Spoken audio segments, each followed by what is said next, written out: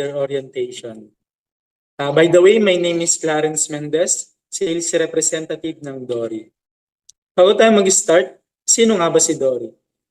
Si Dory, nag-start siya noong 2023 and we have already 750 plus cities and municipalities nationwide.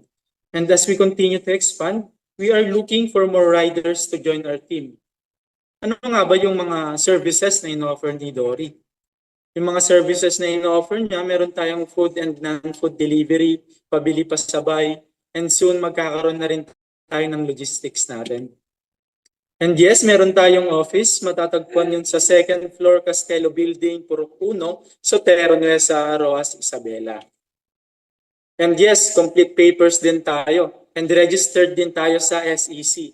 Pwede kong iwan yung link sa baba para ma-check ninyo. I-search lamang ninyo Dory PH Inc. Next natin dito is yung mga applications na meron si Dory. Una, ang customer app. Ito yung gagamitin ni customer para makapag-order siya. Makapag-place siya ng order na gusto niya. Pangalawa, riders app. Dito, ito yung gagamitin ng ating mga rider para makapag-accept ng mga bookings. Pangatlo, ito naman yung merchant apps. Ito yung mga gagamitin ng mga partner stores natin para makater yung mga bookings ng mga customers natin. After nun, dumako na tayo sa Dory Rider Benefits. Meron tayong apat. Una, Dory Rider App. Ito yung gaya nga ng sabi ko kanina, gagamitin ni rider para makapag-accept ng bookings. Pangalawa, earn from personal bookings. Pangatlo, earn from community bookings. Pang-apat, earn from app installation. Ano nga ba yung mga yon? Yun lang naman yung mga ways to earn ni rider. Yan, how to get a booking. Una dito yung personal delivery. Dito sa personal delivery, pwede siyang makakuha ng up to 85% delivery fee. Every accept niya ng booking at successful delivery niya yon, meron siyang up to 85% delivery fee. For example, nakapag-accept and deliver siya ng 15 personal bookings daily. Let's say 450 bookings a month yun.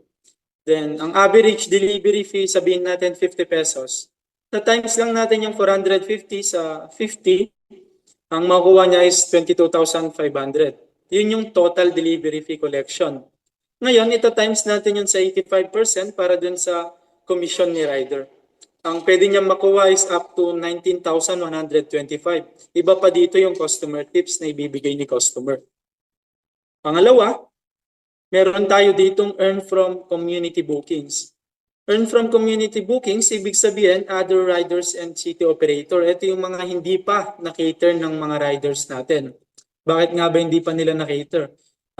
Pwedeng meron pang kinikater na ibang booking si rider, kaya pwede niyong makuha yung mga bookings na yun. Yung mga bookings na yun, pwede rin tayong makakuha ng up to 85% delivery fee. Same sa example kanina, 450 bookings a month, 50 pesos the average delivery fee. Tapos ita times natin sa 85% na share ni rider. Ang pwede niyang makuha, 19,125, iba pa yung customer tips. Pangatlo, customer app installation. Pwede kang kumita ng app 5 pesos bawat napa-install mo na customer. Then every order niya may makukuha kang 5 pesos. For example, may napa-install kang 5,000 nationwide, individual, 5,000 individual nationwide. Tapos nag-order lahat iyon. Ngayon, meron kang makukuha na tagpa 5 pesos sa kanilang lahat. Ita times natin yun sa 5. Ang pwede mo makuha, 25,000.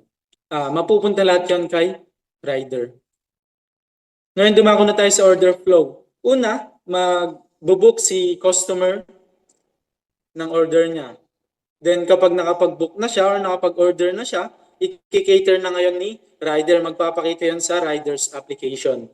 Ngayon, dediretso siya kay merchant natin. Then babayaran muna ni rider yung in-order ni customer. Then kung ano man yung ibabayad, ilan yung idadagdag ni customer, yun na yung magiging on-hand money ni rider. Kung mapapansin nyo, meron tayo ditong mga paalala. Kailangang may top up si rider. Kailangan may top up si rider ng at least 100 pesos para makapag-accept siya ng booking. And yung 100 pesos na yan, yun din yung nagsisilbi na activation fee ng kanyang application o ng kanyang rider's app. Pangalawa, kailangang may revolving fund si rider. Kasi nga, inaabonohan muna ni rider yung ibabayad kay merchant. Then, mababalik din yon once na magbayad na si customer. Yun. Dumako na tayo sa mga paalala para maging matagumpay na Dory Rider. Una dito, huwag umasa sa community booking lamang. Maghanap ng sarili mong customers para mas dumami ang iyong kita. Pangalawa, magpa-install ng app sa mas maraming tao. Kasi nga, mas maraming customer, ibig sabihin, mas maraming bookings. Pangatlo, sarili mong negosyo ito kaya paluguin mo. Huwag sisihin ang Dory kung kakaunti ang bookings mo. Ikaw ang may control sa iyong kita. Pang-apat, sundin ang mga patakaran ng kumpanya. Iwasan ng anumang paglabag upang mapanatili ang maayos na serbisyo.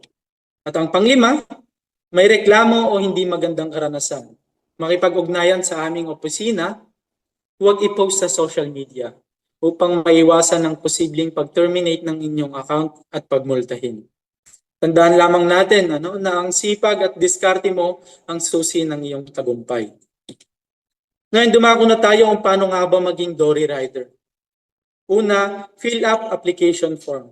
Dito sa application form natin, makukuha natin ito mag-message lamang tayo sa ating official Facebook page or website para sa application link.